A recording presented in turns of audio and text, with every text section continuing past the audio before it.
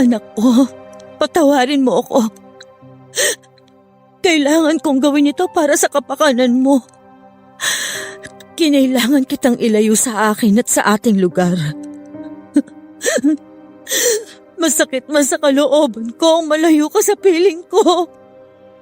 Pero kung hindi ko ito gagawin, hindi ko alam kung anong mangyayari. Anak, gulong-gulo na ako. Hindi ko alam kung bakit napunta tayo sa ganitong sitwasyon. Hindi ito ang buhay na pangarap ko. Pero marahil, ito ang nakatakdang mangyari. Kaya kahit masakit, ay tatanggapin ko. Anak, dito ka muna sa lola mo, pansamantala. Ito lang ang alam kong lugar na nababagay para sa'yo. Magpakabait ka rito. Balang araw, magkikita rin tayo. Mahal na mahal kita, anak. Mahal na mahal kita.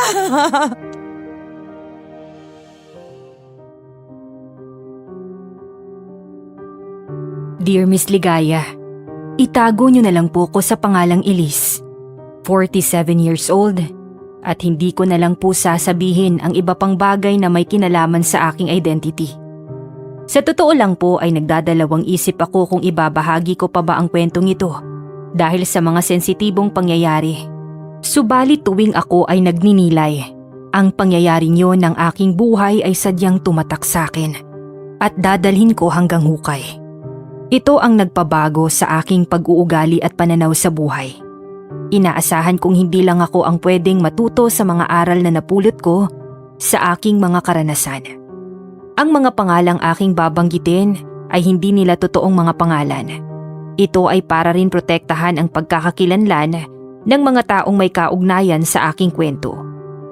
Sisimulan ko ang istorya noong taong 1999. Isang mainit na tanghali, habang ako ay abalang nagbabanlaw ng mga damit na aking nilabhan gamit ang tubig poso. Napalingon ako sa likuran nang maramdaman ko ang presensya ng isang tao at nagulat na lang ako dahil walang anumang pasabing dumating ang matalik kong kaibigan. Bessie naman, nakakagulat ka. Bigla ka nalang dumating sa bahay. Busy ako. Tingnan mo nga ang dami kong labahin. My God, Elise. Rest day natin ngayon. Dapat nagpapahangin ka sa labas para makahanap ka ng lalaki. Tingnan mo nga ako, Ikaw yun. Huwag mo akong igaya sa'yo kasi sarili mo lang ang inaasikaso mo. Wala namang pamilyang pabigat sa buhay mo. Nasaan ba si Jomar? Bakit ikaw ang mag-isang gumagawa dyan? Si Jomar? Wala. Puro video games. Nakakairita nga ang tamad na yon. My God, nasaan si tita? Alam mo na, busy sa anting-anting niya. Wala naman siya kinikita sa pagtitinda nun. At least, meron siyang business. Ayaw mo nun? Hoy! Modernong panahon na ngayon at wala nang naniniwala sa mga anting-anting. Ewan ko ba dyan sa nanay kong yan? Sa halip na gumawa ng mga gawaing bahay, nandoon sa simbahan, naghahanap ng may scam. Sa bagay, may point ka naman. Yun na nga Mabuti na nga lang at ganun na lang ngayon. Hindi na kami palipat-lipat ng bahay. Hindi kagaya dati na daig pa niya ang kriminal na nagtatago sa mga polis. Oo nga no, naging permanente na kayo sa lugar ninyo rito kahit papano. Ay naku, anong permanente? Hindi pa rin yan sure. Baka nga kapag natripan ulit ng mama ko lilipat na naman kami. Daig pa namin ang mga nomad nito. Grabe naman, ano bang dahilan ni tita at lumilipat kayo? Ewan, siguro dahil sa mga anting-anting niya? Hindi ko na inaalam Hindi naman ako interesado sa mga ginagawa niya sa buhay. Hanggang ngayon hindi pa rin kayo close ng mama mo? Hindi, Ay, ano ba ang sadya mo rito? Huwag mong sabihing inaaya mo na naman ako manood ng liga ng barangay niyo. Kaya ako pumunta rito kasi may ichichika ako sa'yo. Ano naman yun? Ganito kasi, sa barangay namin may nakakita daw ng aswang. Isang napakalaking bulas na aso. Iniisip nga nila baka yun ang may kagagawan dun sa dayong lalaki na natagpo ang patay sa damuhan. Sus! Kalokohan! Naniniwala ka doon? Ang pumatay doon ay serial killer o kung sino mang nakaaway niya na walang puso. Uso talaga ang patayan ngayon, no? Hindi dahil kagagawa ng mga aswang na sinasabi ng mga tao. Hindi totoo ang mga yon. Hoy girl, totoo ang aswang. Si Kulas ang nagsabi, yung abno naming kabarangay na hindi nagsisinungaling. Huwag kang ang etyos dyan. Baka mamaya yung aswang ay biglang dumating sa inyong bahay tapos kagatin ka sa leeg. Kung totoo man ang aswang. Baka sa may pinto pa lang umurong nabuntot na sa dami ng anting-anting ni Mama. So ngayon, naniniwala ka na ang totoo. Epektibo ang anting-anting ng nanay mo? Hay nako, hindi. Parehas lang sila ng aswang na katang isip. Likang imagination ng mga taong walang magawa sa buhay.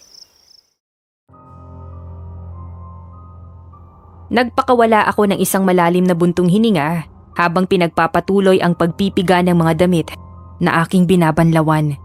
Si Bessie ay nakaupo sa tabi ko at tila nanghahagilap sa susunod na sasabihin sa akin para basagin ang namuong katahimikan sa pagitan naming dalawa. Nakaugalian na talaga ng aking kababatang ito na ako ay dalawin kapag nabuburyo sa bahay nila tuwing walang pasok sa trabaho na aming pinapasukan. Naramdaman kong bumukas yung pinto sa loob kaya tumayo ako at nagmamadaling pumasok para tignan kung sino ang dumating. Sumunod sa akin si Bessie. Si Mama nga. Pero may kasama siyang lalaki na mukhang nasa edad 30. May dala itong bilao ng pansit. Ipinatong niya ito sa lamesa at nahihiyang tumingin sa akin. Dahil sa pagtataka, hinila ko si Mama sa gilid ng kusina at kinausap.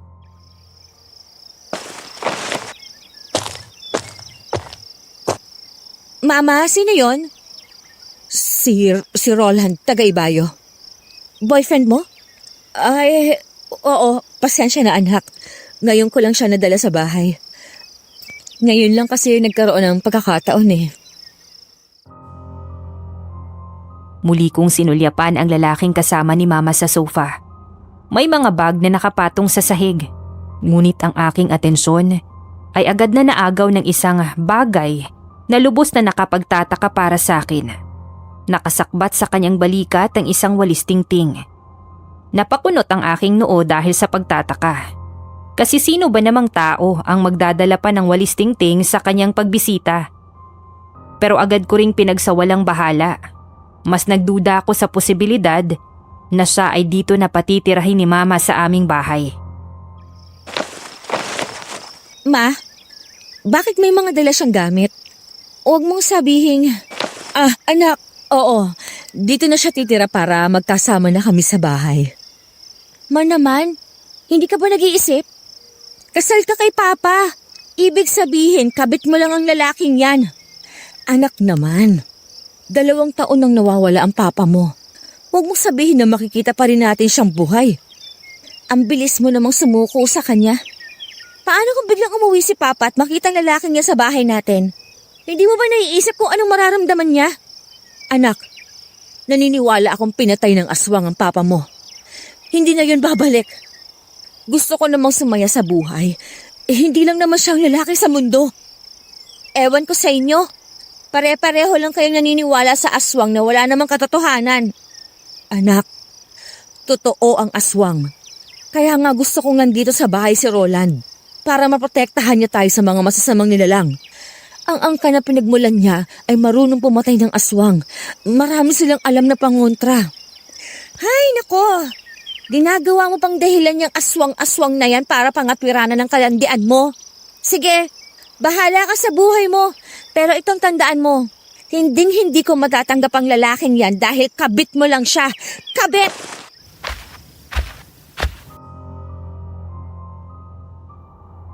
Tumulo ang luha ko nang talikuran ko si Mama. Bumalik ako sa gripo para maglaba. At sumunod naman si Bessie sa akin na halatang naawa. Iniwasan ko yung tingin niya dahil ayokong kaawaan niya ako. Para sa akin, walang makakapalit kay Papa. Sariwa pa sa alaala ko ang araw na bago siya nawala. unang araw ko sa kolehiyo. Dinalhan niya ako ng pananghalian. Bago umalis, sinabi niyang pupuntahan niya ang kumpare niya sa baryo ni Bessie para humingi ng lumang uniforme. Pagkatapos noon hindi na siya bumalik. Iniisip ng lahat na patay na siya. Pero para sa akin, hanggat hindi nakikita ang kanyang labi, buhay pa siya at babalik. Samantala wala akong nagawa. Tumira na ng tuluyan sa bahay ang kabit ni Mama. May trabaho naman ito bilang tricycle driver kaya hindi siya palamunin. Madalas siyang bumibili ng pagkain namin at nagbibigay pa ng pera. Ay, salamat mahal. Tamang-tama. Pupunta ako sa mall mamaya pagkatapos kong magtinda sa simbahan. Sa wakas, makakapagsuot din ako ng bagong damit. Ito naman sa'yo, Elise. 200. May pasok ka mamaya, hindi ba? Pandagdag sa baon mo at saka para hindi mo na masyadong magastos ang pera mo. Huwag mo na masyadong intindihin ang pagkain dito sa bahay. Ako nang bahala. Ipunin mo na lang yan para makabalik ka sa pag-aaral mo. Hoy! Pumayag lang akong tumira ka sa bahay pero hindi ko sinabing mag-feeling tatay ka. Buhay pa si Papa at hindi mo pwedeng palitan ang posisyon niya. Elise, pwede ba? Irespeto mo naman ang Tito Roland mo. Huwag kang bastos magsalita. Kung ayaw mo, huwag akong maging bastos magsalita, di huwag magdala ng lalaki dito sa bahay. Mas malalang kabastasan ang ginagawa mo kay Papa. Napailing si Mama. Ang lungkot at pagkadismaya ay mababakas sa mukha ni Tito Roland. Mula sa sala, dahan-dahan silang naglakad patungo sa bukas na pinto ng katabing kwarto.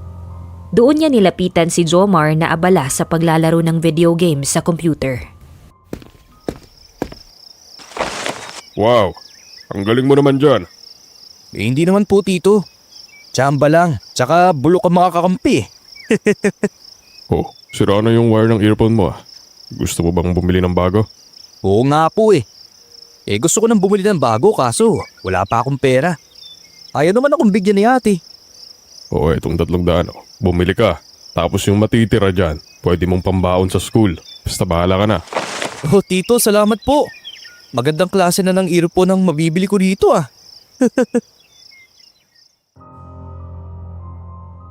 Napangisi ako.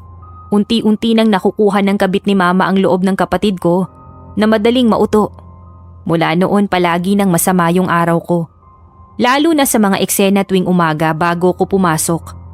Nasa kwarto yung kapatid ko, naglalaro ng video games at hindi pa natutulog. Si Mama at Tito Rola naman nasa sala at may ginagawang ritual. Nakasindi ang kandila. Nasa gitna ang ribulto ng santo.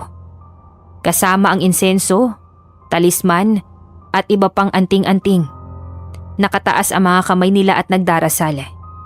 Yon ay hindi ordinaryong panalangin. Mga salitang Latin na hindi ko maintindihan ng kanilang binibigkas. Inirapan ko sila at umalis. Bago pa ako makahakbang, hinawakan ako ni Mama sa braso. At paglingon ko, ay may inabot siya sa akin.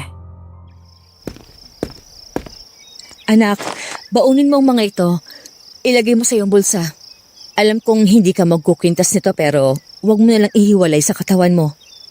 Ano ba yung mga yan, Ma? Itong bilog na ito na may butas sa gitna, ang tawag dito ay baong may isang mata. Pinaniniwalaan itong nakakapagpaligtas sa mga kapahamakan. Ito namang isa ay San Benito. Magagamit mo ito para makaiwas ka sa mga masasamang enerhiya at elemento. Malakas ang kapangyarihan ng mga ito, anak. Dahil katatapos lang namin tong dasalan at ritwalan. Ma, bakit mo binibigay sa akin ng mga yan? Sa trabaho lang naman ako pupunta. Para namang mangingibang bansa na ako at magiging 10 milyang layo natin. Anak, nararamdaman ko sa enerhiya ng araw na ito na may masamang mangyayari. At kung wala kang mga pananggana katulad ng anting-anting na yan, baka mapahamak ka. Yan ka na naman sa mga kalokohan mo, Ma. Nasa modernong panahon na tayo pero para ka pa rin nabubuhay sa panahon ng kopong-kopong. Hindi totoong mga yan, Ma. Kung mapapahamak tayo, di mapapahamak. Anak, totoo ang sinasabi ko. Dapat nasa akin ang mga yan pero ibinigay ko sa iyo at kay Roland dahil nasa bahay lang naman ako ngayong araw. Kayo ang mas nangangailangan yan para makaligtas kayo sa anumang kamalasan na pwedeng dumating sa inyo. Pakiramdam ko talaga, anak. May mangyayari. Ay, ewan ko sa'yo, ma. Akin na nga yan. Nababanas na ako sa mga sinasabi mo. Alis na ako, ha? Baka medyo gabihin ako sa trabaho ngayon.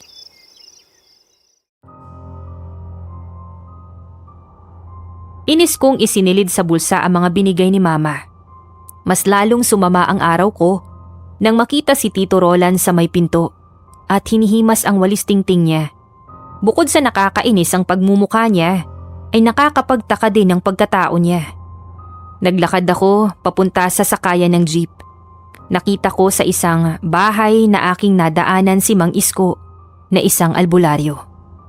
Nakatira daw siya sa baryo ng kaibigan ko. Pero paminsan-minsan ay pumupunta sa ibang lugar para manggamot. Ewan ko ba pero pag nakikita ko yung matandang yun, ay may nararamdaman akong hindi magandang kutob. Hindi ko alam kung dahil ba sa presensya niya o dahil ayaw ko sa mga albularyo. Akmang hahakbang na sana ako nang bigla siyang tumawag. Lumingon ako sa kanyang kinaroroonan at siya naman yung lumapit sa akin. Ano po yon? Nanay mo si Crasilda, hindi ba? Opo, nanay ko nga siya. Bakit po? Ang tagal ko nang hindi nakikita ang nanay mo eh. Eh, kamusta mo ako sa kanya, ha? Magkakilala kayo ng nanay ko? Oo, magkakilala kami. Hindi lang ako nakadalo sa inyong bahay kaya hindi niyo ako nakilala. Hindi nga po kayo masyadong pamilyar sa akin saka nabalitaan ko lang po ang tungkol sa inyo mula sa mga taong ginagamot ninyo. Siya, ikakamusta ko na lang po kayo kay Mama. O sige, salamat ha. Ay, siya nga pala. Nasa bahay ba ang nanay mo? Hindi ba siya nagtitinda sa simbahan ngayon? Hindi po. Araw siguro ng pag-ayuno niya, kaya hindi siya umalis. O siya, sige. Magpatuloy ka na sa paglalakad ha. Sige po, mauna na po ako. Sanay na ako. Halos lahat ng nakakakita sa akin ay kilala si Mama. Samantala, dumiretso na ako sa trabaho. Pagkatapos, pumunta ako kina Bessie dahil birthday ng tatay niya. Gabi na nang umalis ako sa kanila. Dumaan ako sa isang masukal na bahagi dahil meron ditong shortcut papunta sa amin. Sa daan, kakaiba yung naramdaman ko. May narinig akong mabigat na paghinga sa aking likuran. Binilisan ko na yung paglalakad pero pakiramdam ko ay sumusunod ito sa akin. Malamig na yung pawis na tumutulo sa aking noo at panay din ang malakas na pagtibok ng aking puso. Hindi pangkaraniwan ang paghinga nito at nagdudulot ng nakakakilabot na pakiramdam. May dala akong flashlight pero halos hindi ko maaninag ang daan kaya nag-iingat pa rin ako sa paghakbang. Sa wakas, nakarating din ako sa kalsada at saka lang ako nakahinga ng maluwag. Pero walang dumadaang sasakyan ng mga oras na yon. Naglakad takbo na ako para mabilis na makauwi sa amin. Ilang sandali lang, may narinig akong sasakyan sa aking likuran. At nang lingunin ko ito ay nakita ko si Tito Roland sakay ng tricycle niya. At huminto ito sa aking tabi. Hoy Elise, sumakay ka na. Gabi na oh. Baka wala ka ng masakyan. Mahirap na't pabahay ka pa naman. Ha? Wala na akong pamasahe kaya nga naglalakad na ako eh. Hindi, wala itong bayad. Gumagawa ka lang ng paraan para kuhain ng loob ko. Ano ba Elise? Gabi na. Nag-aalala lang ako sa'yo. Kahit sino naman siguro maiisip na posibleng delikado na naglalakad kang mag-isa sa kalyeng ito. Hindi ako sasakay. Kaunti na lang ang lalakarin ko, makakauwi na ako. Malapit lang naman to sa amin. Sa atin, dahil sa inyo rin naman ako nakatira. Pauwi na rin ako. Sumabay ka na kasi baka may makasalubong ka pa na kung ano dyan sa daan. Napahinto ako sa sinabi ni Tito Roland. Bumalik sa aking isipan ang nakakatakot na paghinga ng nilalang na narinig ko nung naglalakad na ako sa sukalan. Bigla akong nakaramdam ng kaba. Dahil hindi pa rin siya umaalis, naisipan kong sumakay na sa kanyang tricycle. Habang nasa tricycle, Hindi ko maiwasang mapansin ang walis tingting na lagi niyang dala. Tila ba isang mahalagang kayamanan ang turing niya dito at palaging nasa kanyang tabi. Nagtataka ako ngunit hindi na ako nagtanong pa. Wala akong interes na alamin ang dahilan. Ilang sandali lang, nakarating na kami sa aming bahay. Ngunit isang nakapanlulumong tanawin ang sumalubong sa akin. Ang aming bahay ay tila nasunog at kakaapula lang ng apoy. Maraming tao ang nagkukumpulan sa paligid at sa isang sulok ay nakita ko si Jomar. Tulala siya at tahimik na umiiyak. Jomar, ano to? Ano nangyari sa bahay natin? Ate, sorry, kasalanan ko. Kasalanan ko ang nangyari. Sana mapatawad mo ko. Paano kasalanan mo? Bakit? Ano bang ginawa mo? Ate, dahil sa akin, nasunog ang bahay natin eh. Si Mama. Nasaan si Mama? Hindi siya nakalabas. Ano? Bakit mo siya hinayaang nasa loob?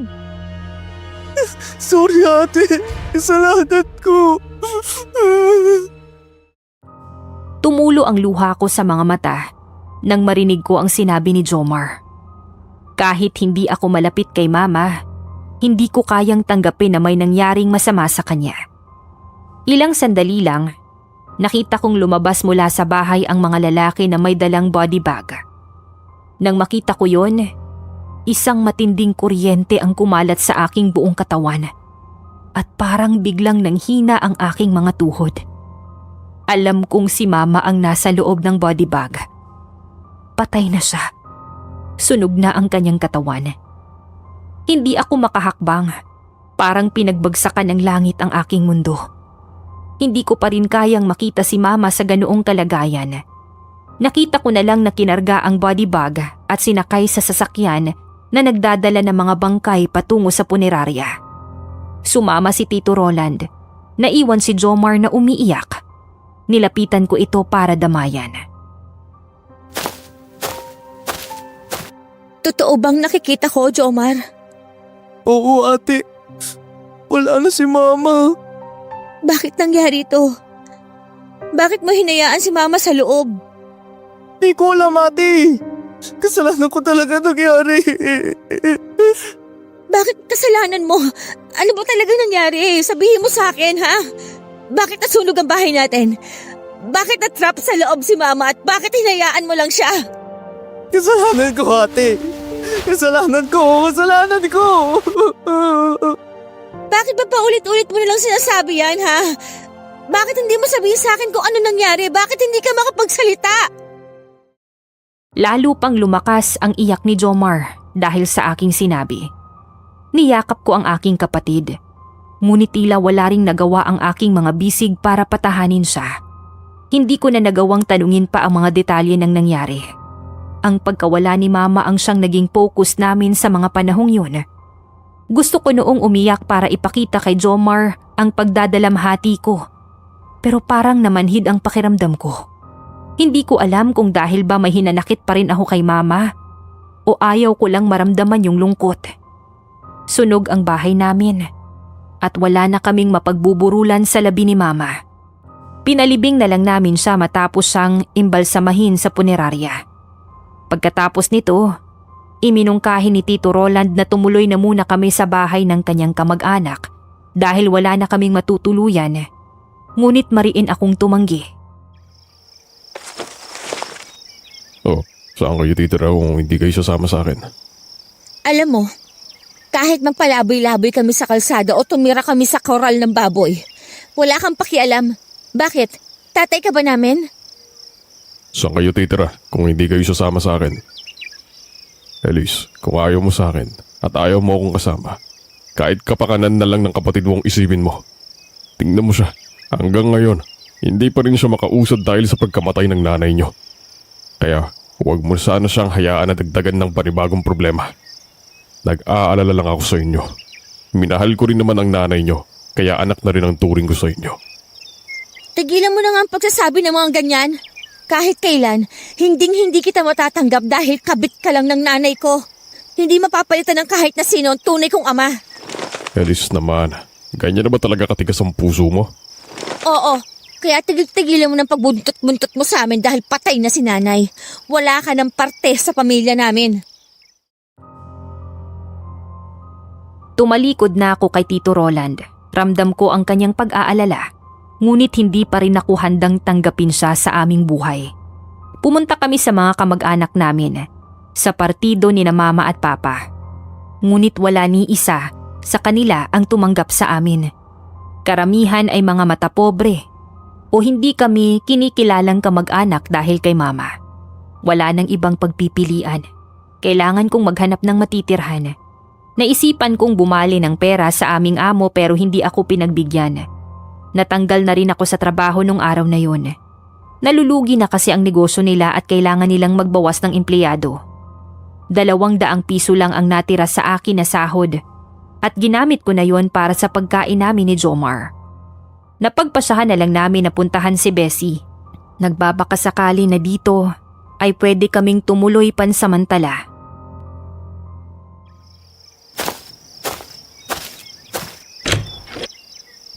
O Bes, maupo muna kayo dito sa sala ha at ipaghahanda ko lang kayo ng pagkain.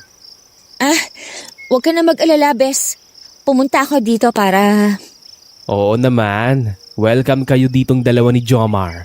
Huwag kayong mag-alala, kami lang naman ni Kuya ang magkasama sa bahay. Kaya malaki pang space para sa inyo. Talaga ba, Bes? Maraming salamat ha. Lahat na lang ng napuntahan namin ay hindi kami tinanggap kaya ikaw na lang talaga ang inaasahan ko ngayon. Eh nako Bes, ako pa ba ang tatanggi sa iyo? Ay alam ko na kung sa akin nangyari ang lahat ng iyon, alam kong papatuloyin mo rin ako sa bahay nyo. Kapag nakahanap na ulit ako ng trabaho at may pang-upa na kami ng bahay, aalis na rin kami ni Jomar. Pansamantala lang kami makikitira sa inyo. Ay sus, manatili kayo rito hanggat gusto ninyo. Siya nga pala, andyan na pala si Kuya sasabihin ko na dito muna kayo makikituloy ha. Alam kong papahayag yon. Sige, Bes. Agad na pinapasok ni Bessie ang kanyang nakatatandang kapatid na lalaki. Pumayag itong doon muna kami makitira sa kanilang bahay. Gayunpaman, hindi ako mapakali sa paraan ng kanyang pagtitig sa akin. Parang hinuhubad ng kanyang mga mata ang aking kasuotan. Sa tingin ko, hindi ko kayang makipag-ugnayan sa kanya. Hindi ko kayang maging komportable sa kanyang presensya. Bes, dito ang kwarto nyo ha. Sakto naman ito para sa inyong magkapatid. Bibigyan ko rin kayo ng mga damit kasi alam kong walang natira sa mga damit nyo. Bes, hindi na pala kami makikituloy muna sa inyo. Oh, bakit? Saan kayo tutuloy? Naalala ko nga pala, may isa pa kaming kamag-anak. Doon na lang kami pupunta kasi baka naman sabihin, nilampasan namin siya eh. Mabait naman sa amin yung kamag-anak namin na yon. Paano ba yan? Eh may pamasahe ka ba papunta sa kanila? Dumidilim na ngayon at mahirap maglakad.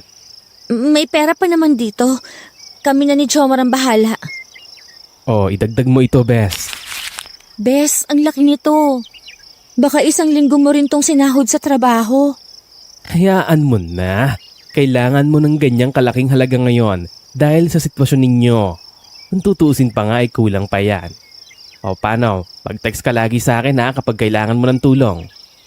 Bes, nakakahiya pero maraming salamat. Makakabawi din ako sa'yo balang araw. Huwag mo nang isipin yon. Ang mahalaga ay maging maayos kayong dalawa ni Jomar. Ay, siya nga pala. Dalhin mo itong mga ito. Mga damit yan para sa inyo ha. Nagsama na rin ako ng kumot saka bedsheet. Nilagay ko na sa bag para madali nyo ng mabitbit. Freebies na rin yung bag dyan. Sa inyo na yan. Salamat, Bes. Kailangan nga namin ng mga to. Walang anuman. Basta Bes ha. Magpakatatag lang kayong dalawa ni Jomar. Balang araw magiging maayos din ang lahat. Kayo na lang dalawa ang magkasama kaya magtulungan kayo, okay? Ganun na nga, Bes. Wala na talaga kaming ibang magagawa kundi ang magtulungan na lang talaga kasi kung hindi, walang mangyayari sa buhay namin. Siya, sige na. lumakad na kayo at nang makaabot agad kayo sa sakayan ng kung saan man kayo pupunta. Mag-ingat kayo ha. Tumango na lamang ako at niyakap si Bessie bago kami umalis. Hinila ko si Jomar na nakatulala pa rin sa may pinto. Nang makalabas kami, para kaming mga basang sisiw na walang matutuluyan. Nagsinungaling ako kay Bessie para hindi siya mag-alala. Pero ang totoo, wala kaming mapupuntahan. Habang nag-iisip, nagpunta kami sa waiting shed dahil umuulan na. Pinatuloy na tayo ng kaibigan mo pero nagbago pa ang isip mo. Tapos nagsinungaling ka pa na may pupuntahan pa tayong kamag-anak eh. Pinagtabuyan na nga nila tayo eh. Hindi magandang nararamdaman ko sa kuya niya. Para siyang manyakis kung makatingin sa akin. Eh hindi ba sabi mo, maghanap ka naman ng trabaho? Eh hindi mo rin siya palaging makakasama. Eh sa gabi, hindi ka ba nag-aalala? Palibasa, lalaki ka kaya hindi mo ako naiintindihan. Eh paano ngayon? Saan tayo pupunta? Bahala na. Nag-iisip nga ako ngayon eh. Hindi ko naman hahayaan na maging palaboy tayo sa kalsada. Kung pumayag na lang kaya tayo sa alok ni Tito Roland. Kabit siya ni Mama pero mabuting tao naman siya. Eh mas mabuti pa nga siya kaysa sa mga totoo nating kadugo eh. Ay nako, kahit anong mangyari, hindi tayo tatanggap ng tulong sa lalaki na yon. Kahit na mabait siya sa atin, kasalanan pa rin yung ginawa ni Mama at siya ang kasalanan niya. Ay, ewan ko sa'yo ate. Ay, siya nga pala. Dito ka lang saglit ha. Iihi lang ako banda ron. Dalhin mo tong cellphone ko. Gawin mong flashlight. O sige ate, salamat. Napabuntong hininga ako. Tuluyan ng kumagat ang dilim at mukhang sa kalsada kami matutulog. Ilang sandali pa, hindi pa rin bumabalik si Jomar. Naisipan kong puntahan siya sa itinuro niyang lugar. Medyo madilim at makapal ang mga halaman doon kaya kailangan kong hawiin ang mga dahon at mataas na damo para makadaan ng maayos. Habang naglalakad, narinig ko na naman ang malakas na paghinga ng isang nilalang. Sabay noon, nakaamoy ako ng isang masangsang na amoy na tila nabubulok na karne. Nagpatuloy ako sa paglalakad at sa wakas, nakita ko na si Jomar. Tulala siya at halatang takot na takot. Jomar, ano ba? Bakit hindi ka pa bumabalik doon sa waiting shed? Nag-aalala na ako sa'yo. Ate, may... Ano? Bakit hindi ka makapagsalita? Bakit nabubulol ka? May... Ate... Ano yun? Kinakabahan na ako. Sabihin mo sa akin. May nakita ka ba o ano? Tignan mo yun! Yun ate oh! Nasa unahan natin! Ano yun? May malaking aso!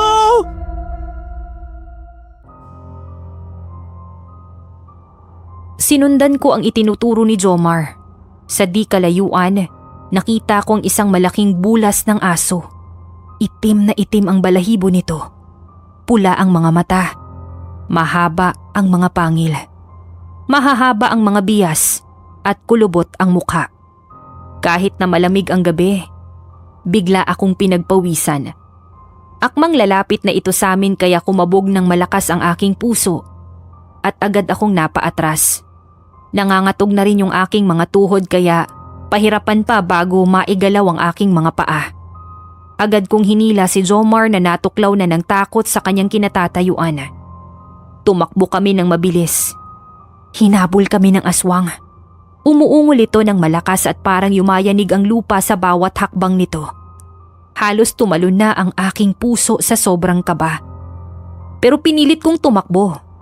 Nang makarating kami sa kalsada, nakita namin ang tricycle ni Tito Roland. Kahit ayaw ko sa kanya, pinara ko ito. Lumingon muna ako sa likuran dahil baka nasundan kami ng aswang. Mabuti na lang parang naramdaman ni Tito Roland na may mali. Agad niya kaming pinasakay at binilisan yung pagpapatakbo.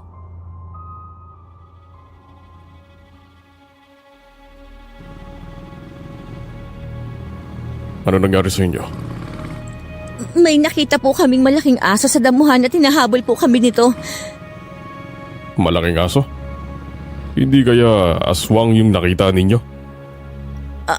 Aswang? Yung malaking bulas ng aso na yon ay isang aswang. Hindi sila basta aso lang kaya mabuti na lang nakadaan ako rito. Mabuti na nga lang po. Kanina ko pa kayo hinahanap at nag-uusisa ako kung nakahanap na ba kayo ng matutuluyan. May nahanap na kami pero sa kabilang baryo pa yon. Nagkataon lang na bumisita kami kay Bestie kaya nandito kami ngayon. Talaga ba? Napahawak ako sa aking sikmura. Hindi pa ako kumakain kaya gutom na ako. Parang nakakahalata na si Tito Roland kaya binilisan niya ang pagmamaneho. Nang makarating kami sa bayan, itinigil niya ang kanyang sasakyan sa tabi ng isang kainan. Pinaupo niya kami sa mga lamesa at agad na umorder ng pagkain. Ilang sandali lang, agad niya na itong dinala sa amin. O kumain muna kayo. Alam mo kung hindi pa kayo kumakain kasi wala pa kayong nahaharap na matutuluyan. Hays, kung hindi nga lang dahil sa aswang kuno na yon, hindi kami sasakay sa'yo eh. Hilig mong pakialaman ang buhay namin. Alam mo Elise, minsan kailangan din natin huwag pa irali ng pride natin. Lalo na sa oras ng kagipitan. Alam kong hindi mo ako matatanggap kahit kailan. Dahil kapit lang ako ng nanay ninyo. Pero ang masasabi ko lang, kahit ibang tao ako, handa akong tumulong sa inyo. Dahil hindi naman iba ang tingin ko sa inyo. Anong balak mo? Dadalhin mo kami sa mga kamag-anak mo? Baka mamaya ako naman ang gawin mong asawa dahil wala na yung nanay ko. Sino ka ba? Hindi ka naman namin kadugo. Yung mga totoo ninyo bang kadugo, tinanggap ba kayo? Sa bagay. Pero wala ka na doon. Kami naman ang nahihirapan hindi ikaw. May bago tayong apartment dun sa dulo. Iuupa ko kayo doon. Ako muna pansamantala ang magbabayad ng upa, Elise, habang wala ka pang nahahanap na trabaho. Ano? Iuupa mo kami ng bahay? Ate, hayaan mo na si Tito. Wala rin naman tayong ibang pamimilian eh. Ay, okay. Para sa kapatid ko, pumapayag na ako pero huwag kang mag-alala. Balang araw, babayaran ko yun lahat. Hindi ako tatanaw ng utang na loob sa'yo. Napatawa si Tito Roland sa aking sinabi. Napangisi na lang din ako. Pagkatapos naming kumain, dinala niya kami sa isang bagong tayong apartment. Kami pa lang yung nakatira dahil bago pa lang ito at hindi pa masyadong kilala ng mga tao. Maliit lang ang silid pero sapat na para sa aming magkapatid. Tinignan ni Tito Roland ang mga kable at gripo at siniguradong maayos ang mga to. Doon ko lang napansin na nakatali na naman sa kanyang tagiliran ang walis tingting na palagi niyang dala. Nagtataka na talaga ako kaya naisipan ko na siyang tanungin tungkol dito. Bakit ba lagi mo nalang dala ang walis tingting na yan? Ano bang meron dyan? Anting-anting ba yan? Ito ba? Pantaboy ito sa mga aswang. Ha? Paano naging pantabo yan sa mga ganun ginagamit lang naman yan para walisin ang mga alikabok at kalad sa paligid. Hindi mo naiintindihan dahil hindi ka naniniwala sa kakayahan ng walis na ito. Sabi ng nanay ko, bawang, asin at rosaryo ang pangontra sa mga aswang. Hindi walis. Nag-iimbento ka lang ng kung ano-ano Saka, hindi naman totoo ang mga aswang na yan. Nakita na ng dalawang mata mo kanina pero hindi ka pa rin naniniwala. Paano kung isang malaking aso lang naman yung nakita namin kanina at hindi isang aswang? Ate, tama si Tito Roland. Yung nakita natin, posibleng aswang nga yun. Jomar, iiwan ko sa iyo ang walis tingting na ito ha.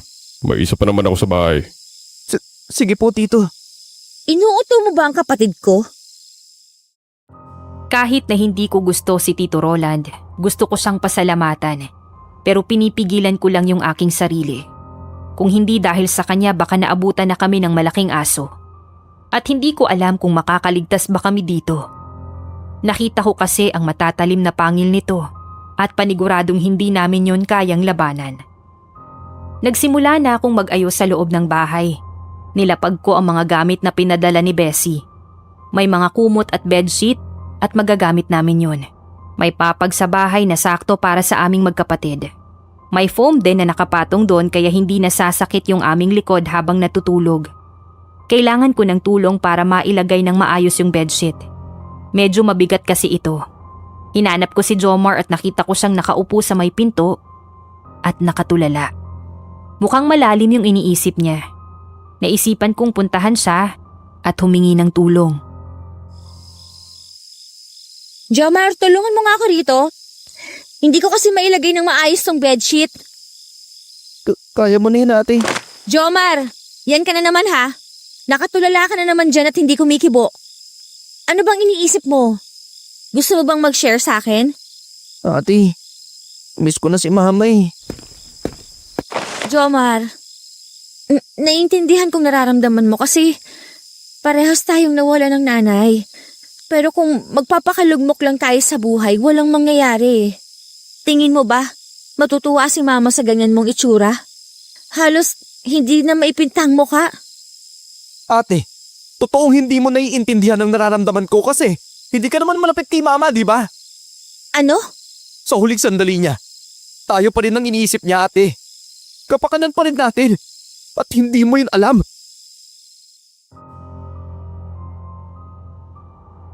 Parang hindi ko maintindihan ang sinabi ni Jomar. Umalis na ako at bumalik sa ginagawa ko. Ayoko nang marinig pa yung iba pa. Sa totoo lang, hindi ko naman talaga naramdaman ang pagmamahal ni mama. Iniwan niya ako sa lola ko dahil nag-focus siya sa pagtitinda ng anting-anting. Hindi niya ako kailanman binisita at tanging si Papa lang ang nakakaalala sa akin. Nang mag-18 taong gulang na ako, namatay si lola. Bumalik ako kay mama at doon ko nalaman na may kapatid pala ako. Pero nasa tabi lang niya ito palagi. Naisip ko tuloy na siguro hindi niya ako paborito dahil pinamigay niya ako sa iba at hinayaang lumaki nang wala siya. Buong gabi akong nakatulala, hindi ako makatulog. Siguro dahil bago pa yung bahay at hindi pa ako sanay. Naisipan kong tumayo para manghilamos. Ganun ang ginagawa ko kapag hindi makatulog para hindi sumakit yung mga mata ko. Habang nakatayo sa may lababo, may narinig akong langit-ngit at yapak sa labas. Tapos, may narinig akong mabigat na paghinga malapit sa akin. Kinabahan ako dahil parang gusto nitong pumasok sa loob ng aming bahay. Pinuntahan ko si Jomar para gisingin. Hindi pa rin siya natutulog at nakatulala lang sa kisame.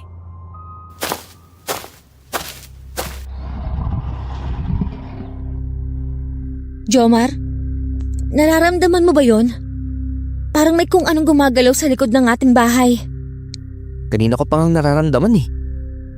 Jomar, talasan mo mabuti ang pandinig. Parang palapit ng palapit sa atin eh. Hindi kaya masamang tao o may masamang loob yun? Baka mamaya biglang pumasok sa loob at may kung anong gawin sa atin. Ate, sa tingin ko hindi tao yung nararamdaman natin. At hindi ito ang unang beses na na-encounter ko yun. Anong ibig mong sabihin? Hindi ko pa nasasabi sa'yo, ate. Na ano? Anong hindi mo pa nasasabi sa akin, ha?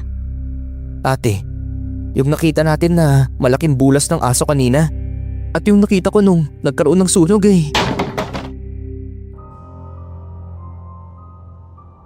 Napahinto si Jomar sa kanyang sasabihin dahil biglang kumalabog ng malakas yung pinto. Lumakas ang tibok ng aking puso at napahiyaw ako sa takot. Samantala, si Jomar ay tahimik lang at nakikiramdam sa paligid. Paulit-ulit na kumakalabog ang pinto at halos masira na ito dahil sa lakas ng puwersa. Ilang sandali pa, narinig ko ang isang malakas na pag-ungol at ito ay nakakapangilabot. Malaki ang boses nito, basag at hindi pangkaraniwan. Tumayo si Jomar at kinuha ang isang kahoy na nakapatong malapit sa aming higaan. Jomar, anong gagawin mo? Baka wala kang laban sa kung anong may masamang loob na yon. Ate, kung hindi tayo lalaban, baka patayin tayo ng nilalang na yun. Ayoko na maging duwag ngayon. Ayoko na maulit ng nangyari kay mama. Nangyari kay mama? Anong ibig mong sabihin? Hindi, saka ako na ipapaliwanag sa'yo kapag maayos na ulit ang lahat. Pero sa ngayon, mag-focus muna tayo para labanan ang aswang na yun. Magtago na lang tayo, wag na tayong lumaban. Ate, mahanap pa rin nila tayo kahit tumago tayo. Labanan muna natin yun. Tapos saka tayo tumakas at tumakbo palayo. Sige, Jomar, nagtitiwala ako sa plano mo. Habang dala ni Jomar ang pamalong kahoy, sumunod lang ako sa kanyang likuran at dahan-dahan kaming tumungo sa may pinto. Matindi ang pangangatog ng aking tuhod ng mga sandaling yun. Pero sinikap kong maihakbang ang aking mga paa sa kabila ng matinding takot.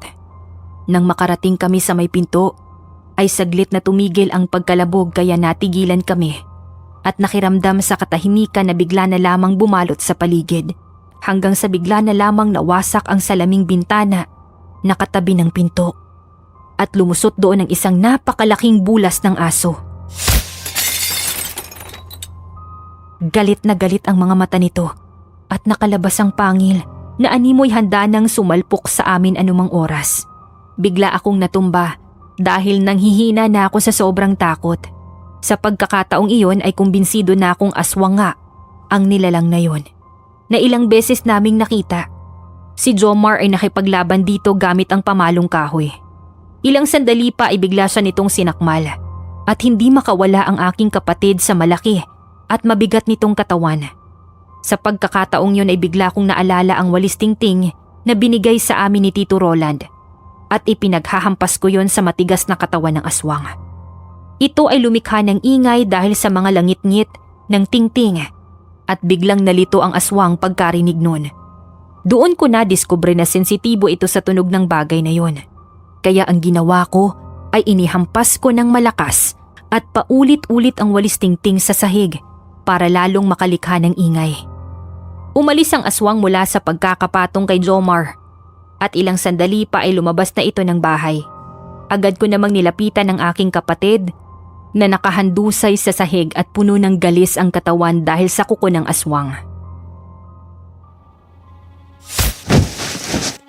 Jomar, ayos ka lang ba? Oo ate, ayos lang ako. O ikaw, ayos ka lang ba? Oo, ayos lang ako. Naniniwala na ako ngayon na aswang nga ang nagpapakita sa atin. Naiintindihan ko na rin kung bakit palaging dala ni Tito Roland ang walis tingting. Sensitibo ang pandinig ng mga aswang sa langit-ngit ng tingting kaya kapag narinig nila ito, sila ay malilito at mawawala sa sarili. Ganun na nga ate. Oo, ganun nga. Ngayon, alam ko na mga nangyayari. Ate, mukhang hindi na tayo ligtas dito. Dahil parang sinusundan tayo ng aswang na yun eh. Sinusundan? Anong ibig mong sabihin? Ate, hindi ko lang nasabi kanina pero yung aswang na nakita natin malapit kina Bessie at yung dumating dito sa inuupahan natin, pati na rin yung nakita ko sa sunog. Lahat yun, iisa lang. Ano? Pero bakit na tayo sinusundan? Iyon ang hindi ko alam pero hindi kaya may kinalaman yun kung bakit palipat-lipat tayo ng bahay? Hindi kaya alam ni Mamang tungkol dun? Siguro nga, hindi ko alam. Baka nga dahil doon. Iba kasi ang sinasabi sa atin ni Mama. Ang sabi niya, dahil sa anting-anting kaya tayo patuloy ang pagpapalipat-lipat natin ng bahay. Sa tingin ko ate, ayaw lang ni Mama na mag-isip tayo tungkol dun. At mabuhay na lang sa takot. Kaya niya nagawang itago ang katotohanan. Siguro nga, pero maiba lang ako. Anong ibig mong sabihin sa nakita mong aswang doon sa sunog? Ano nangyari nung gabing yon?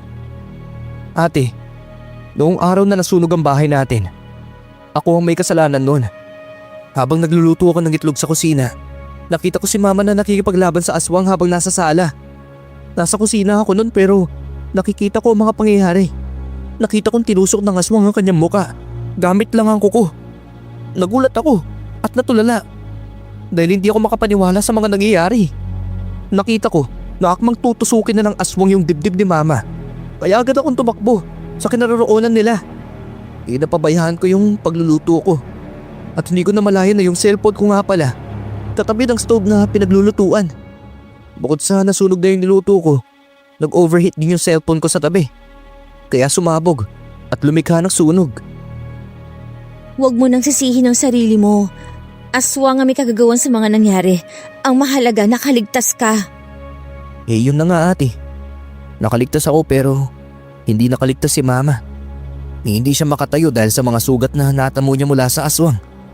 Sinubukan ko siyang ibangon pero sabi niya, hindi kami makakalabas ng maayos kung aalalayan ko pa siya.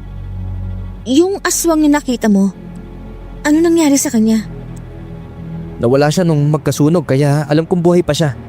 At natitiyak kong siya rin ang sumusunod at gugugulo sa atin ngayon.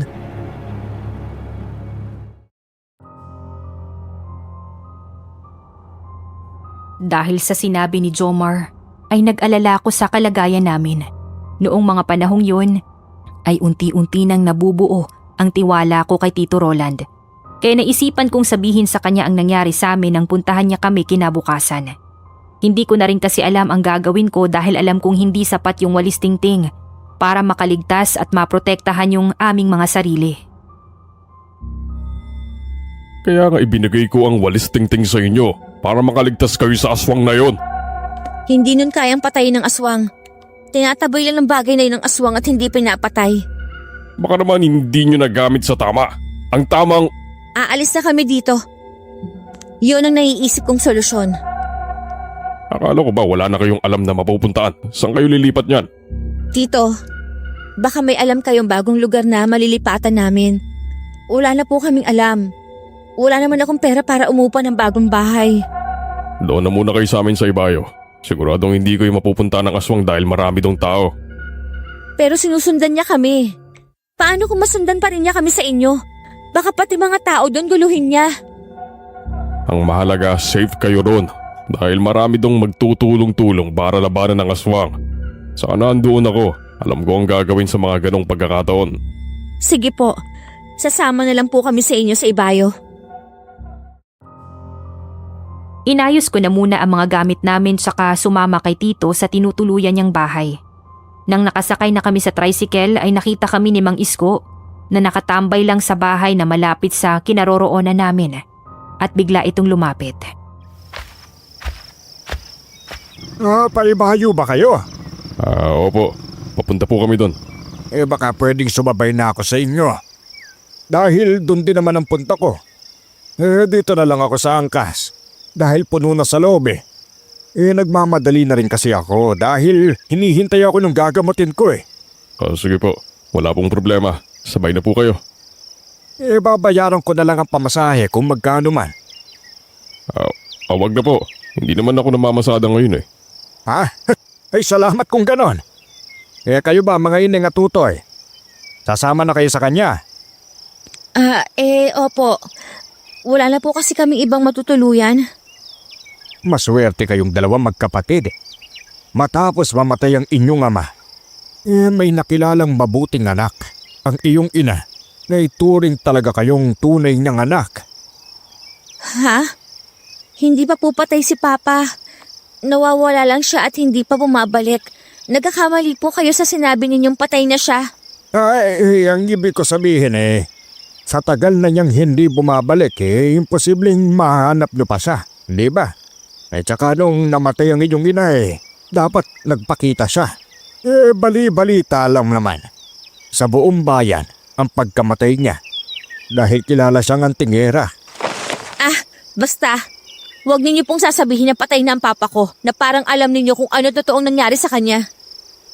Paano kung may alam na ako? Ano po? Biro lang, siyempre. Wala akong alam doon. Ewan ko ba pero hindi talaga maganda yung nararamdaman ko sa matandang yun. Parang may kakaibang enerhiya na bumabalot sa kanya na hindi ko maipaliwanag. Hindi rin maganda ang nararamdaman ko sa tuwing nagpapanagpo yung aming mga mata. Masyadong malalim ang kanyang mga tingin at parang may itinatagong hindi ko alam kung ano. Lalo pa itong nadagdagan dahil sa sinabi niya. Sa paraan ng pagsasalita niya ay parang may alam siya sa pagkamatay ni Papa.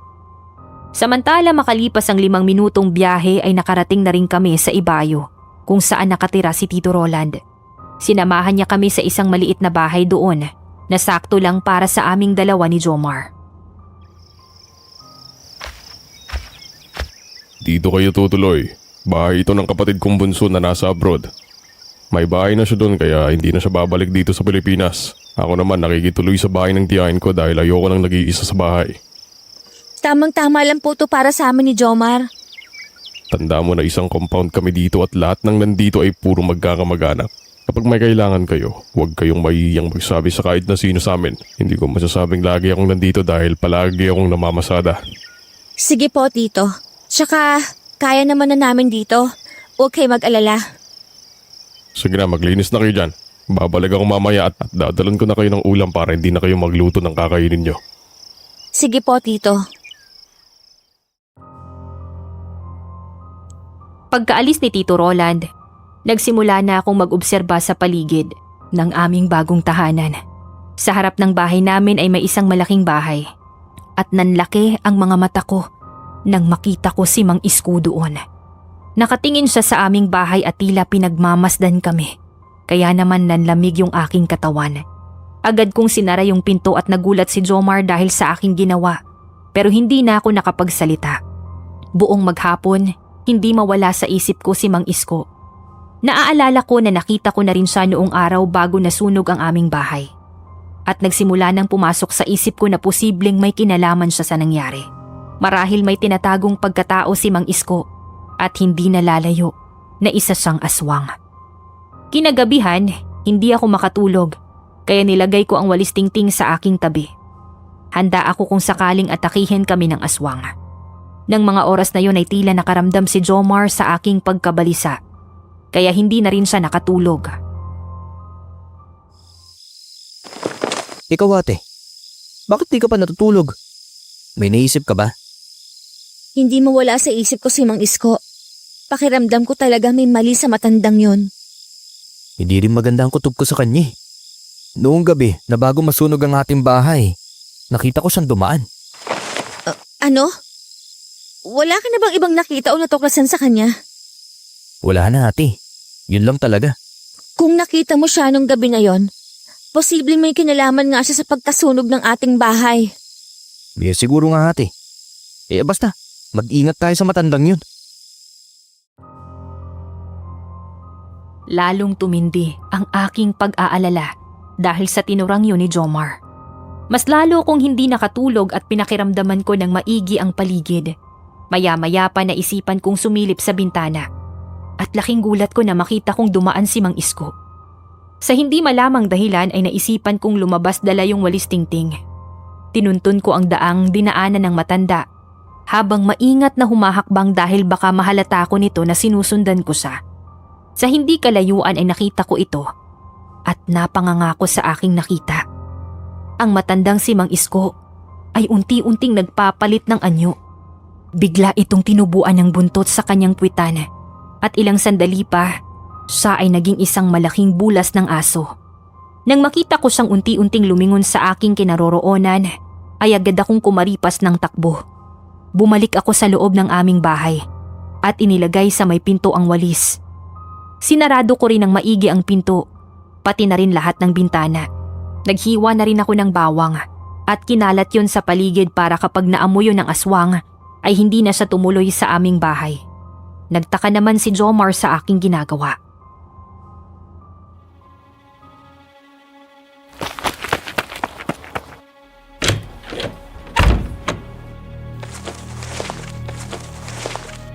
O ate, ano nangyari? Si Mang Isko, nakita ko siya nagpalit ng anyo at naging isang malaking bulas na aso. Yung nilalang na ilang beses na nagpakita sa atin. Ano?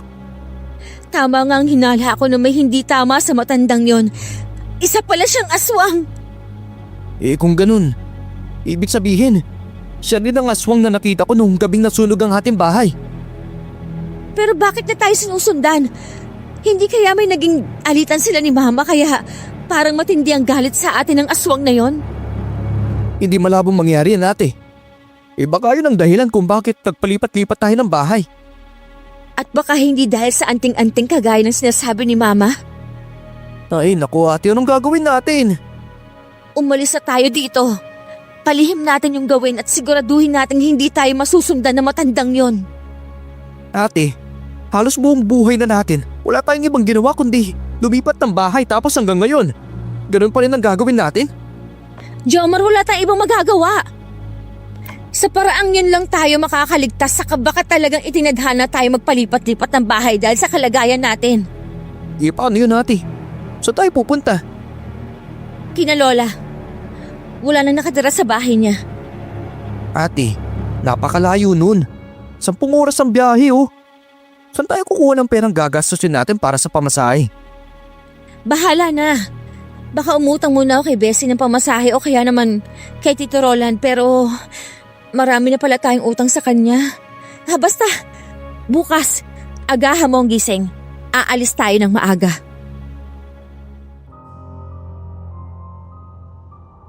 Kinabukasan ay maaga kaming gumayak ni Jomar at inihanda na ang mga gamit na dadalhin namin sa biyahe. Tulog pa ng mga oras na yun si Tito Roland kaya hindi na kami nakapagpaalam sa kanya. Nag-ingat naman kami sa pag-alis at tiniyak na walang makakaalam tungkol dito. Sinigurado rin namin na walang sumusunod sa amin ng mga oras na yun. Pagdating sa terminal ay nandoon si Bessie na naghihintay sa amin ni Jomar. Nag-text na kasi ako sa kanya bago kami umalis at sinabi namin ang aming sitwasyon kaya agad kami nitong pinautang ng pera na sasapat para sa aming pamasahe. Bessie, kanina ka pa dyan? Hindi naman, halos kararating ko lang din. Pasensya ka na ha. Sobrang laki ng perang inutang ko. Wala kasi kaming ibang matatakbuhan kundi ikaw eh. Si Tito Roland naman, malaki ng utang na loob namin sa kanya. Okay lang yun, Bessie.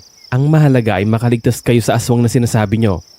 Pero teka, sigurado ba kayong hindi na kayo masusundan ng nilalang na yon sa pupuntahan nyo? Nung bata pa ako, doon ako nakatira at wala naman akong nabalitaan tungkol sa aswang kaya posibleng hindi niya alam ang lugar na yon. Doon lang ako nakakatiyak na magiging ligtas ang buhay namin magkapatid. Mag-iingat kayo ha. Masyadong malayong lugar na yon. Napakahaba ng biyahe. Okay na yon, kesa mapahama kami dahil sa aswang. Mamimiss kita. Ang tagal nating hindi makakapagkita. Dumalaw ka na lang doon kapag may budget ka. Naituro ko naman na sa'yo yung lokasyon nung kinalola, di ba? Oo naman. Pakilala mo ako sa mga gwapo doon ha. Aba, syempre ikaw pa. Siya nga pala, itong utang ko sa'yo, babayaran ko to ng paunti-unti sa'yo kapag nakahanap na ako ng trabaho. Oo naman, walang problema. Huwag mong masyadong alalahanin yon. Ang mahalaga, ligtas kayo. Gora na, bes. Bago kami iwan ni Bessie sa terminal ay nagyakapan muna kami dahil hindi namin sigurado kung kailan ulit kami magkikita. 30 minuto lang kaming naghintay para sa bus na aming sasakyan at di nagtagal ay nakaupo na rin kami sa loob. Nakahinga na ako ng maluwag ng mga oras na yon dahil sa wakas ay makakalayo na kami sa aswang. Gayunpaman, bumalik ang kaba sa aking dibdib dahil sa ekspresyon ng mukha ni Jomar. Parang may nakita itong kung ano sa hindi kalayuan dahil halata sa mukha niya ang kaba at takot. Jomar, okay ka lang ba? Ate, si Mang Isko! Ha? Ano? Nakita mo siya? Parang nakita ko siya doon kanina. Tumingkas ka ng bahagi. Sa may labas. Yung may nagtitinda ng mga nilagang mais. Ha? Talaga? Teka, tingnan ko nga. Wala naman ah. Baka guni-guni mo lang yon. Ate, hindi ako pwede magkakamali. Sigurado ko nakita ko si Mang Isko. Kung nakita mo siya, bakit hindi ko siya nakita? Ibang matanda ang naroon no? At sigurado akong hindi yun si Mang Isko. Kahit na ate. Kailangan pa rin natin mag-ingat no. Hindi nalala yung nasusundan niya tayo.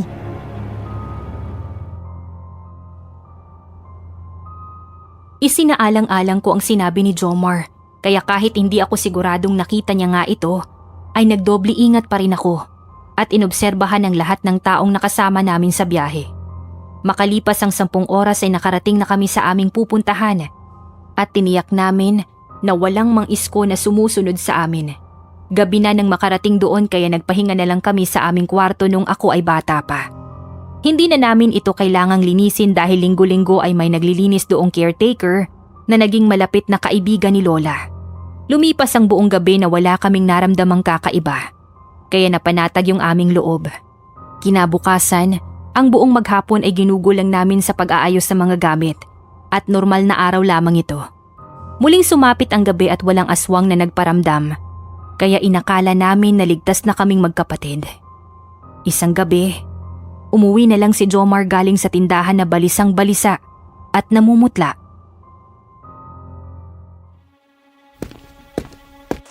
Oh, Jomar, bakit balisang-balisa ka? Ano nangyayari sa'yo? Ate, sa mga isko, nakita ko siya doon sa may tindahan. Ano? Sigurado ka ba? Oo ate, sigurado akong siya yung nakita ko. Diyos ko, yan na nga bang kinakatakot ko? E di ibig sabihin na sundan niya tayo? Ate, yung walis tingting na binigay ni Kuya Roland, nadala ba natin? Hindi ba? Ibinilin ko yun sa'yo kasi sabi ko, marami na akong dala. Ha? May biniling ka sa akin? Wala kang natatandaan o kaya naman, baka hindi ko narinig ang sinabi mo. Sus Mariosep, hindi natin yun nadala. Ate, baka may iba pa namang paraan. Ganito na lang, imposibleng walang ginagamit ng walis tingting si Manang dito sa bahay ni Lola kapag naglilinis siya. Hanapin na lang natin sa likod bahay. Hindi na sumasagot si Jomar sa aking sinabi. Kaagad siyang kumilos at naghanap ng walis tingting sa likod ng bahay. Ako naman ay pumunta sa kusina para kumuha ng bawang at asin. Sa kasamaang palad ay wala akong nakita. Naalala kong yun pala yung dahilan kung bakit pumunta sa tindahan si Jomar, dahil naubusan kami ng stock noon sa bahay. Kaagad ko siyang pinuntahan sa labas kung saan siya naghahanap. Abala sa paghahagilap yung aking kapatid nang siya ay aking lapitan. Agad naman itong lumingon sa akin nang maramdaman niya ang aking presensya. Ate, walang walis tingting dito sa likod ng bahay. Kalikay lang ang nakita ko rito. Anong gagamitin natin pangontra sa aswang? Teka, nakabili ka ba ng bawang at asin? Sabi ni Mama, mabisa raw yung pangontra sa aswang. Ate, nakalimutan ko nang bumili. Dahil kakarating ko pa lang sa malapit sa tindahan nakita ko na si Mang Isko. Natakot na akong tumuloy dahil baka makita niya ako at magkaroon siya ng ideya kung nasan nga tayo. Ay, Diyos ko, anong gagawin natin? Anong magiging laban natin doon sa aswang? Pasensya na ate. Kasalanan ko. Ano pang magagawa ng pasensya mo kung mapapahamak na tayo? Iniwan mo na nga yung walis tingting sa bahay. Hindi ka pa bumili ng asin at bawang. Ano ba talaga, Jomar? Hindi ka ba nadala sa nangyari noon sa bahay natin at kay Mama? Oo, pasensya na ate. Pasensya na. Kasalanan ko lang lahat. Oh, huwag ka na umiyak. Kalalaki mong tao. Hindi bagay sa'yo. Lakasan na lang natin ang loob natin. Kahit na magkahalo ang pagkairita at takot na aking nararamdaman ay pinilit ko pa ring maging kalmado. Niyakap ko yung aking bunsong kapatid habang umiiyak ito. Nung buhay pa si Mama, ay naiinggit ako kay Jomar pero ngayon ay napalapit na ang loob ko sa kanya dahil kami na lang dalawa ang magkasama. Maya-maya, napabitaw ako sa pagkakayakap sa kanya dahil may narinig akong isang malalim na paghinga. Pamilyar na ito para sa akin kaya agad kong hinanda yung aking sarili. Mula sa hindi kalayuan, nakita ko ang pulang bolang kristal na unti-unting lumalapit sa aming kinaroroonan. Naalala ko ang sabi ni Mama na kapag may nakita kaming ganong bagay, ibig sabihin ay may papalapit na aswang. Noon ay hindi ko yun pinaniwalaan, pero ngayon ay nasaksihan na mismo ng aking mga mata.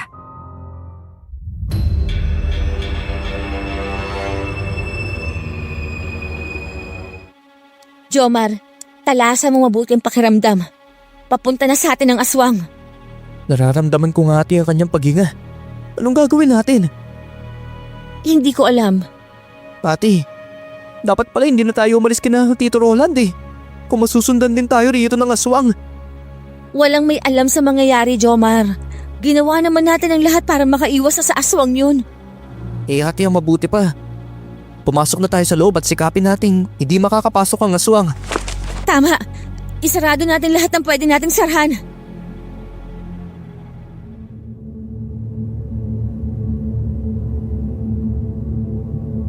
Nagkasundo kaming pumasok ni Jomar sa loob ng bahay at nilagyan namin ng mahigpit na kandado ang lahat ng pinto. Pagkatapos ay pumasok na kami sa kwarto at nagtago sa maigilid ng kama habang magkahawak yung aming mga kamay. Ilang sandali pa ay narinig namin ang malakas na pagkalabog ng pinto sa sala at lalo kaming nanginig sa takot. Sunod naming naramdaman ang malakas na kalabog ng pinto ng kwarto na aming kinaroroonan. At wala na kaming magawa kundi yung mapaiyak. Kahit anong iwas namin ay nasundan pa rin kami ng aswang. Ilang saglit pa, nasira ng aswang yung pinto at bumungad sa amin ang malaking bulas ng aso. Dumiretso sa aming kinaroroonan at agad nitong sinakmal ang suot na damit ni Jomar. Tsaka pinagwalsikan ang aking kapatid sa sahig. Nagpakasuksok ako sa gilid ng kama pero hindi pa rin ako nakaligtas dahil ako ang sunod nitong nilapitan. Akmang kakagatin na nito ang aking leeg nang may naramdaman akong mga yapak papalapit sa amin. Ilang sandali pa ay bumungad si Tito Roland na nakasuot ng bag at may dalang walis tingting. Pilit niyang tinusok sa matigas na katawan ng aswang ang walis tingting at napahiyaw naman yung nilalang dahil sa sobrang sakit. Ilang sandali pa ay may lumabas na usok sa katawan nito at saka unti-unting nagbago ang anyo at bumalik sa pagiging tao na walang iba kundi si Mang Isko. Hinang-hina ito at hindi na makatayo. Sinamantala ko naman yung pagkakataon para pagsusuntukin ang katawan ng matanda dahil sa sobrang galit.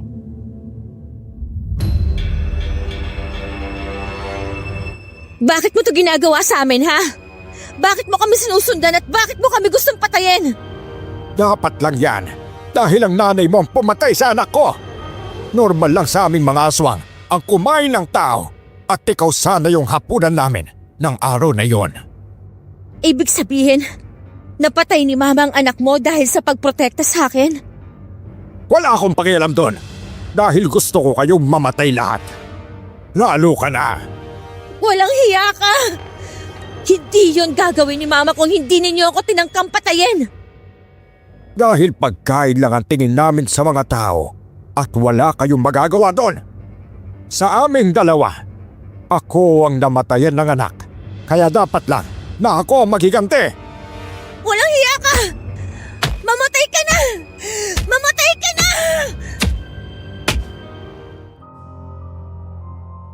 Paulit-ulit kong pinagsusuntok si Mang Isko at tinulungan naman ako ni Tito Roland. Ginamit niya ang walis tingting para paulit-ulit itong hampasin hanggang sa manghina at maubusan ng lakas. Hindi nagtagal, ang matanda ay naglaho at naging isang abo dahil nasunog ang katawan nito mula sa walis tingting. Sa wakas, ay malaya na kami. Wala na ang aswang.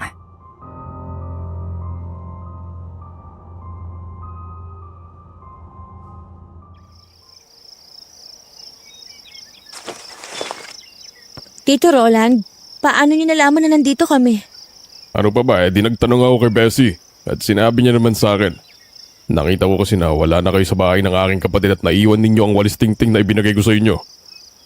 Paano nangyaring napatay ng walis tingting ang aswang? Ang walis tingting na yon ay pamana pa sa akin ng lola. Yun kasi ang ikinabubuhay namin dati. Ngayon ko lang na-realize ang lahat. Mataas ang pride ko at hindi marunong makinig. Puro galit ang pinairal ko sa aking puso at hindi ko napagtanto na marami palang hindi nakita ang aking mga mata at binubulag ito ng katigasan ng aking puso.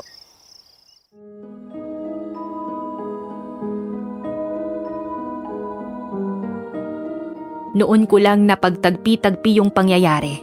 Ang dahilan kung bakit labis ang galit sa amin ni Mang Isko ay dahil pinatay ni Mama ang kanyang anak. Ito ay paraan niya para protektahan ako dahil tinangka ako nitong patayin at kainin. Ang ginawa niyang yon ang nagbunsod kay Mang Isko para maghiganti dahil parehas lang silang magulang na pinoprotektahan ng kanilang anak.